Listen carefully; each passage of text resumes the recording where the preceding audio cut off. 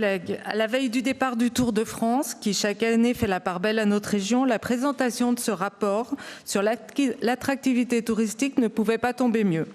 Quand nous évoquons Auvergne-Rhône-Alpes, la première image qui nous vient, ce sont ces grands espaces, sa pleine nature, ces montagnes naturellement, ces grandes étendues qui nous évoquent un endroit où on respire, on s'évade, on vient se ressourcer avec plaisir, renaître.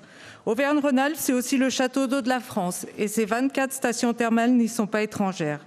Elles sont de véritables joyaux qui nous permettent de capitaliser sur le bien-être et la pleine santé.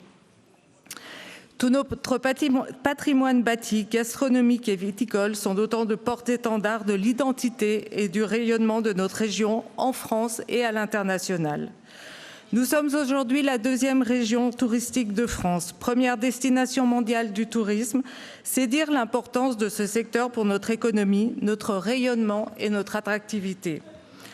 Rappelons que le tourisme représente 8% du PIB régional. Avec ce plan stratégique régional, nous pouvons dire que nous sommes à la hauteur des enjeux. Nous allons investir en effet pas moins de 300 millions d'euros sur le mandat pour accompagner sur la durée les acteurs du tourisme et faire d'Auvergne-Rhône-Alpes la première destination européenne du tourisme durable. C'est un effort inédit que nous réalisons, qui ne serait pas possible sans notre excellente gestion et qui doit faire de nous un modèle en France et en Europe pour ce qu'il convient désormais d'appeler tourisme durable, c'est-à-dire privilégier les clientèles régionales, mettre l'accent sur le tourisme responsable, plus protecteur de la biodiversité, imaginer de nouvelles expériences gastronomiques, œnotouristiques, tout en misant sur le rayonnement de nos grands sites emblématiques, particulièrement sur ce mandat avec les chemins de Saint-Jacques-de-Compostelle et le plateau de Gergovie pour lesquels nous développons de grandes ambitions. Tout cela devrait nous rendre fiers et optimistes collectivement.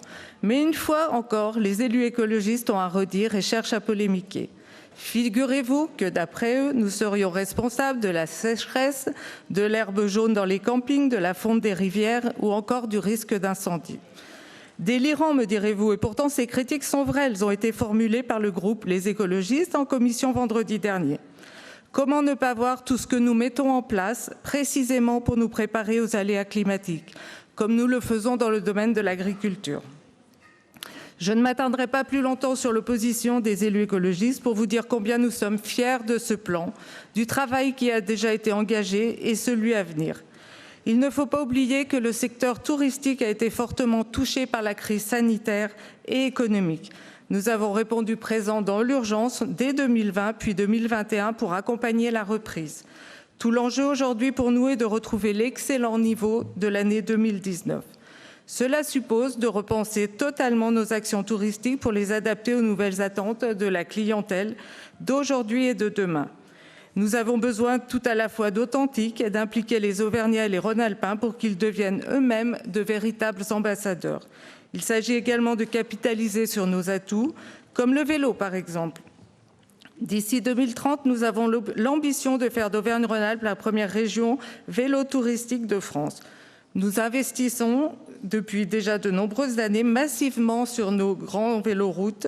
Il s'agit de poursuivre et intensifier cet effort financier.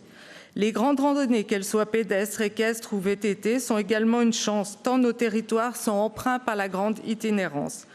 C'est donc un atout indéniable sur lequel nous allons nous appuyer, tout comme les activités sportives et de loisirs de pleine nature, afin de créer un grand maillage des pratiques et des lieux de promenade. Naturellement, il convient dans notre région, qui dispose du plus grand domaine skiable du monde, de miser sur l'attrait de nos massifs de montagne et pas seulement l'hiver. Nous devons également miser sur l'été et encore mieux accompagner nos stations de moyenne montagne. Face au changement climatique, c'est un objectif prioritaire. Enfin, il convient de réinvestir totalement le champ de la viticulture. Non pas que nous n'ayons pas été aux côtés des acteurs du vin, je pense d'ailleurs qu'aucune région n'a fait autant pour nos viticulteurs avec de grands plans de soutien, mais désormais l'ambition c'est de placer cette économie au cœur de notre attractivité. Nous avons sur notre sol des vignes remarquables, des grands vins, et ce, dans tous nos territoires. Comme le souhaite notre président Laurent Wauquiez, nous pouvons raisonnablement atteindre l'objectif d'être la première région œnotouristique d'Europe. Toutes ces ambitions ne seront possibles que si nous réussissons un triple défi. Celui de la transformation digitale des acteurs touristiques, celui de l'accompagnement et du renouvellement des hébergements touristiques et enfin celui du retour de l'emploi dans ce secteur, notamment avec une politique efficace en direction des saisonniers. En conclusion, mes chers collègues, je tenais à vous dire tout mon enthousiasme pour la suite, car nous prenons aujourd'hui réellement le chemin d'un tourisme ancré dans notre époque. Nous sommes en route pour de nouveaux sommets et c'est pour la raison pour laquelle nous voterons naturellement pour ce rapport. Merci.